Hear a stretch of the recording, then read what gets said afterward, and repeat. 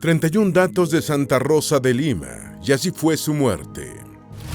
¿Has imaginado alguna vez que una persona quiera dañar su belleza aplicándose pimienta en el rostro? ¿O que se queme las manos intencionalmente con cal viva, como un acto de penitencia? ¿Qué tal el hecho de solo dormir 2 horas al día y hacer cualquier cosa para no sucumbir al sueño? ¿Imaginas que alguien pueda tomar vinagre mezclado con infusiones de hierbas amargas?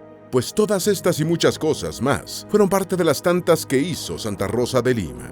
Nació en la época en la que Perú era un virreinato español. Desde niña tuvo un innegable acercamiento a la vida religiosa. Pero entonces, ¿qué la llevó a frotar pimienta en su rostro para afearlo si era una mujer tan hermosa?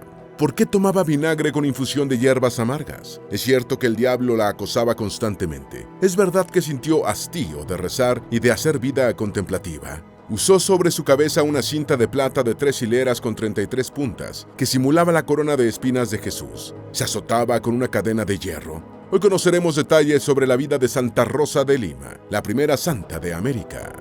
Antes de meternos a fondo, no te olvides de suscribirte a nuestro canal y activar las notificaciones para mantenerte al día con nuestras actualizaciones.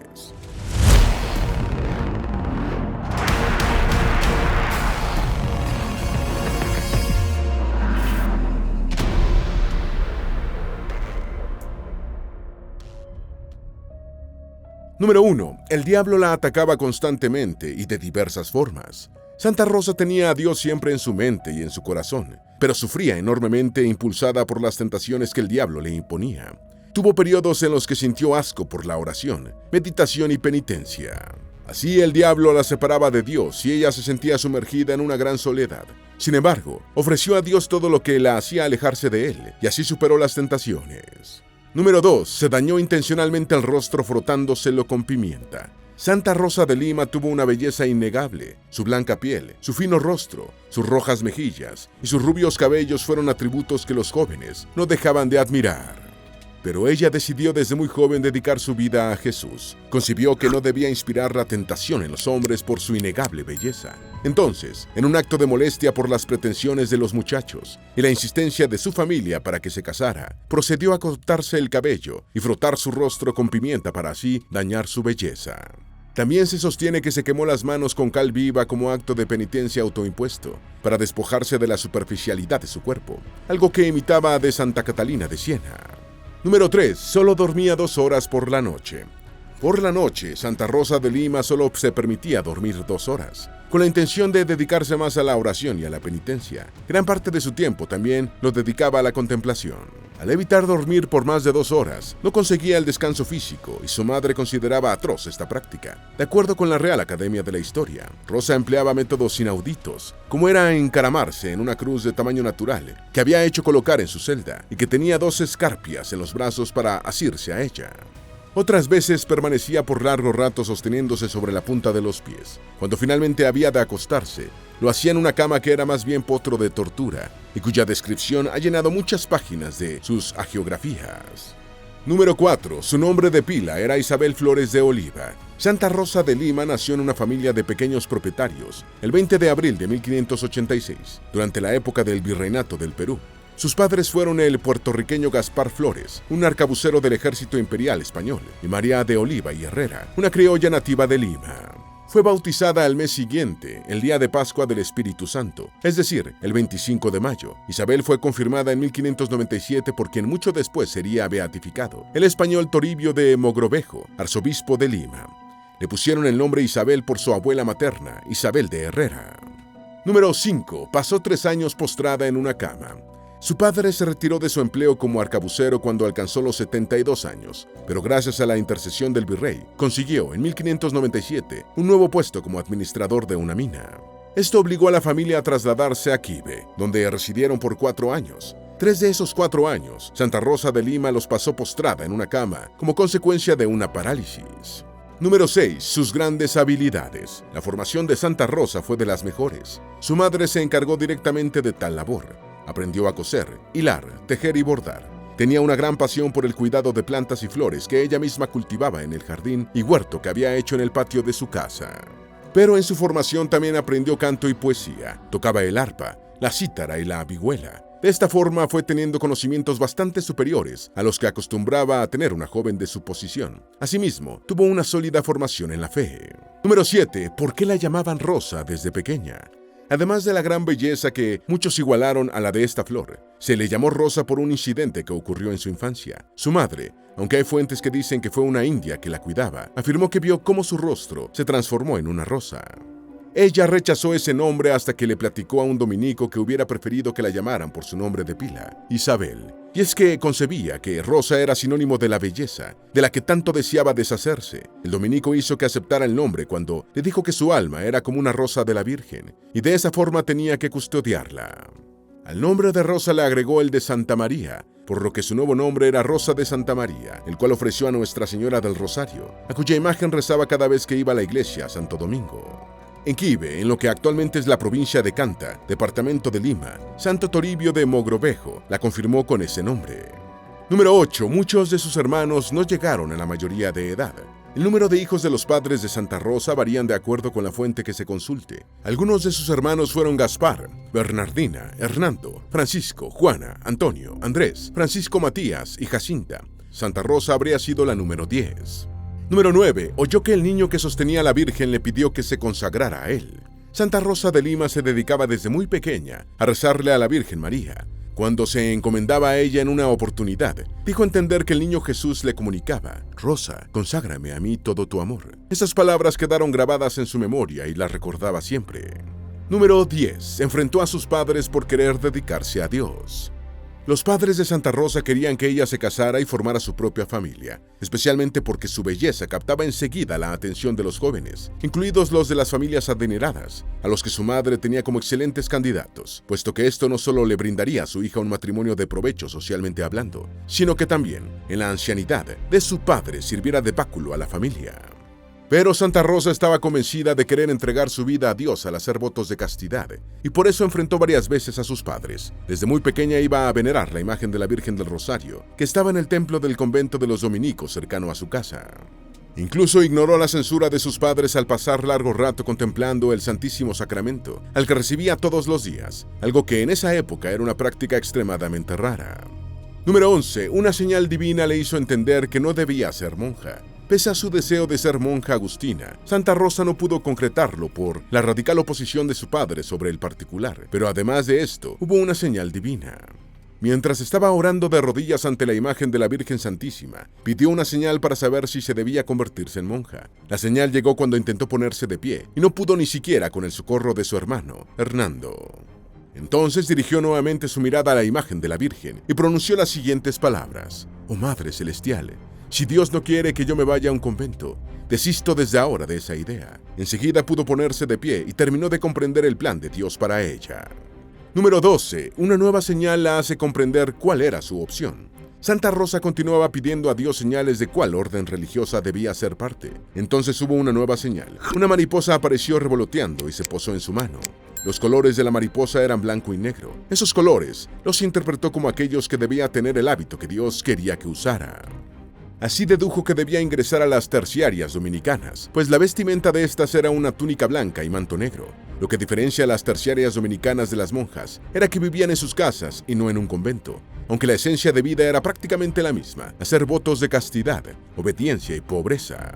De esta manera, el 10 de agosto de 1606 se confirmó su ingreso a la Orden Tercera de Santo Domingo. Allí se desempeñó como camarera de la patrona de la orden, su santa protectora, una labor que hizo hasta el fin de sus días.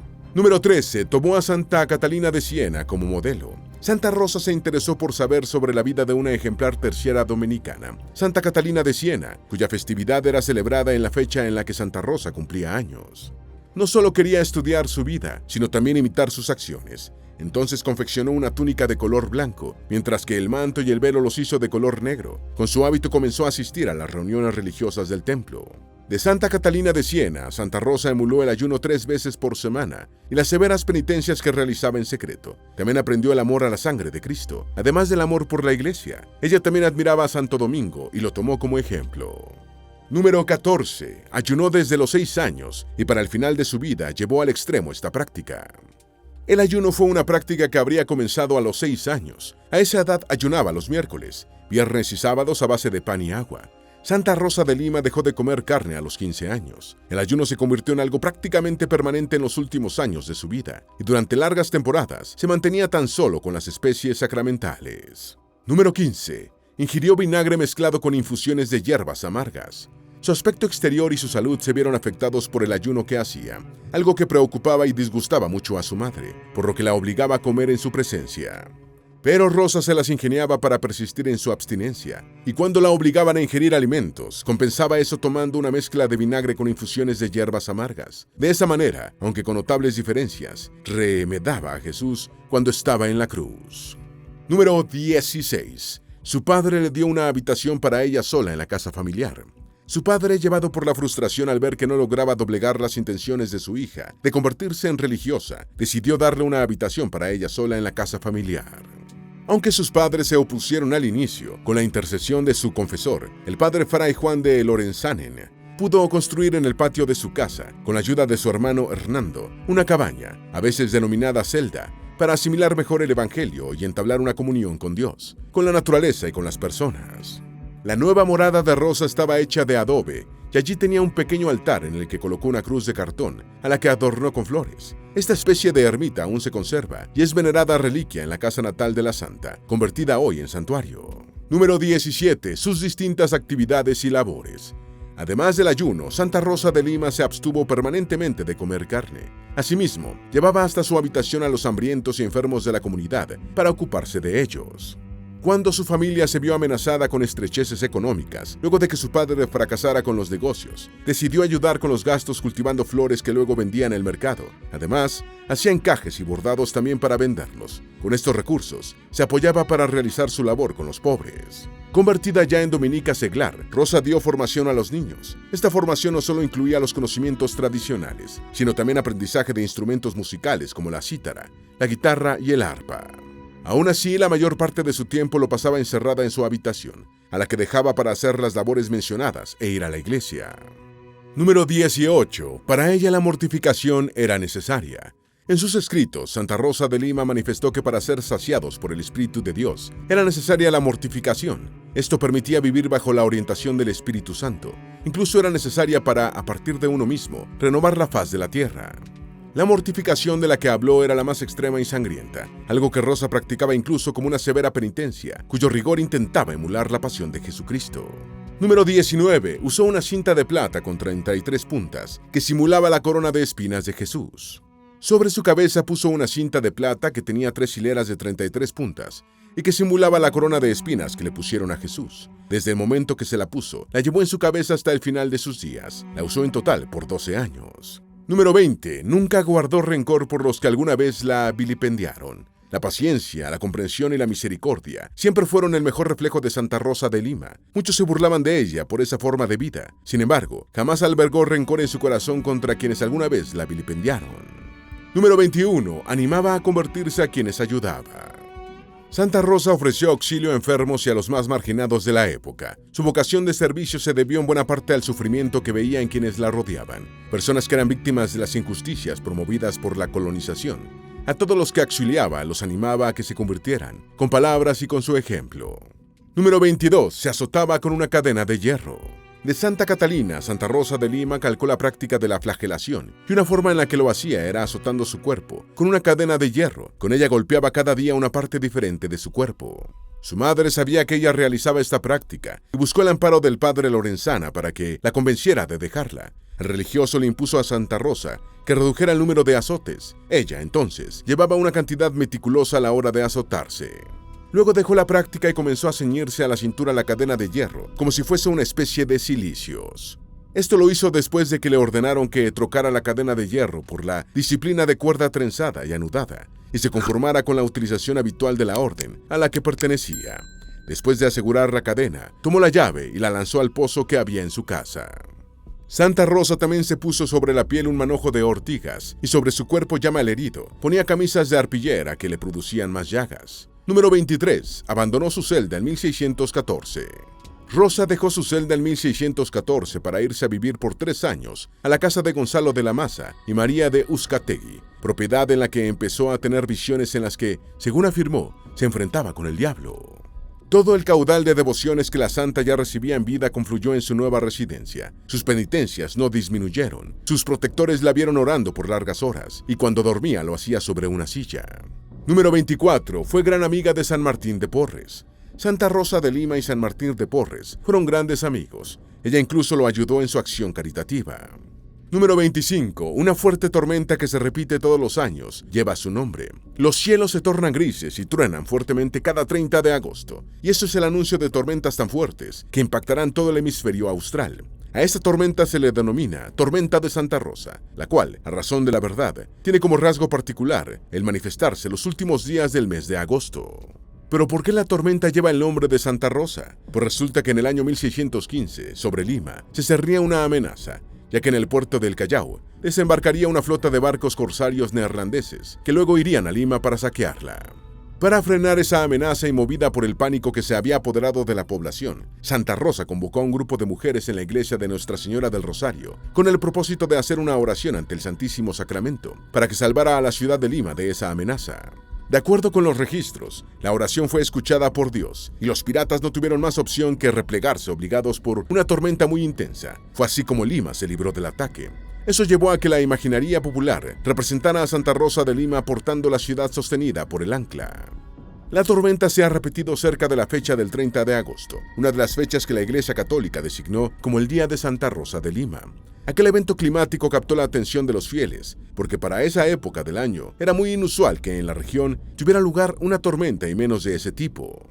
De manera que la recurrencia del fenómeno es un recordatorio de aquel milagro que surgió luego de la oración convocada por Santa Rosa. El particular microclima del Callao es lo que ha hecho que esta leyenda cobre fuerza. Y este evento, que está catalogado como un milagro, fue uno de los que la Iglesia tomó en consideración para convertir en santa a esta limeña de la época colonial. También se dice que los piratas fueron rechazados antes de entrar en el puerto. Número 26. Rosa fue examinada por una comisión mixta de religiosos y científicos. Santa Rosa de Lima había conseguido la conversión de muchas personas y se le atribuían muchos milagros, incluido el haber detenido con la oración la invasión de los piratas neerlandeses. Por esas razones, aun cuando estaba con vida, una comisión integrada por religiosos y científicos se encargó de examinarla. Las experiencias místicas de Rosa fueron juzgadas por los miembros de esta comisión, quienes las declararon como auténticos dones de gracia. Número 27. El deterioro de su salud. El estilo de vida de Santa Rosa de Lima hizo mella en su salud. El cuerpo de Rosa empezaba a manifestar males como vómitos de sangre que, junto con el ayuno que no dejaba de practicar, le provocaron progresivamente un agotamiento físico. Número 28. Empezó a presagiar su muerte. El 28 de julio del año 1617, Rosa abandonó la casa de don Gonzalo y se fue a la de sus padres. Prácticamente enseguida empezó a presagiar su muerte. Número 29. La muerte la alcanzó rodeada de su familia. Cuando ya llevaba 3 días en casa de sus padres, tenía fuertes dolores. Se le dio la extremaunción el 21 de agosto. Y para el 24 de ese mes, a la corta edad de 31 años, la vida de Rosa se apagó. Las últimas palabras que pronunció fueron: Jesús, Jesús sea conmigo. Según los registros, murió de tuberculosis. Número 30. Un velorio multitudinario. Su cuerpo fue velado en el convento dominicano, lugar al que una multitud se acercó. Entre quienes asistieron se cuentan el virrey y el arzobispo, pero era tanta gente que en aras de evitar atropellamiento, el cuerpo de Rosa fue trasladado a la capilla del noviciado. Secretamente procedieron a inhumarlo en el claustro, pero se corrió el falso rumor de que la sepultura la harían al día siguiente. Los restos de Santa Rosa de Lima se trasladaron en marzo de 1619 a la iglesia en la que todavía se venera.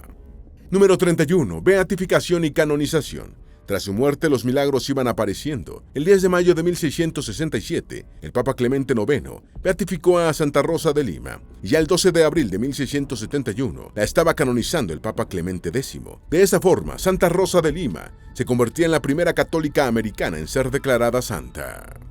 Su santuario está ubicado dentro del convento de Santo Domingo en Lima, junto con los de sus amigos Martín de Porres y Juan Macías.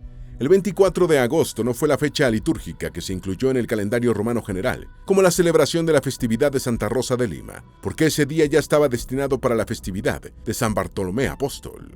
Por eso, inicialmente, en 1729, se escogió el 30 de agosto, que además de ser la fecha de su muerte, no estaba asignada a un santo conocido. No obstante, en 1969 el Papa Pablo VI, luego de la revisión del calendario, escogió el 23 de agosto, fecha en la que en todo el mundo, incluso en España, se celebra actualmente su festividad, pero en Perú y otros países de América Latina, su festividad se celebra el 30 de agosto. Santa Rosa de Lima fue un ejemplo innegable de entrega a Dios y al sacrificio en extremo, y aunque en vida nunca pudo concretar su sueño de fundar un convento bajo la advocación de Santa Catalina, después de su muerte sí fue fundado. Incluso a ese convento ingresó su madre, una vez quedó viuda, y también la hija de su querido hermano, Hernando. Esperamos que este video te haya sido útil. Si tienes algo que agregar, por favor, compártelo con nosotros en la sección de comentarios. Dale me gusta a este video y envíale el enlace a tus familiares y a tus mejores amigos para que también sepan sobre estos datos de Santa Rosa de Lima y de cómo fue su muerte. Si eres nuevo en nuestro canal, no olvides suscribirte. No se te olvide seguirnos en todas nuestras redes sociales, que van a estar aquí abajo en la descripción. Recuerda, un pueblo que no conoce su historia está condenado a repetirla.